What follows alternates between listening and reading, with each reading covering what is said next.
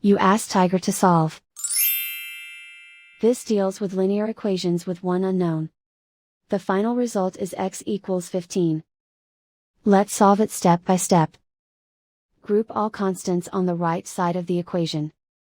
Add 12 to both sides. Simplify the arithmetic.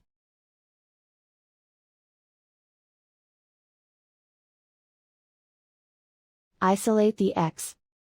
Divide both sides by 4. Simplify the fraction. Find the greatest common factor of the numerator and denominator. Factor out and cancel the greatest common factor. And so the final result is x equals 15.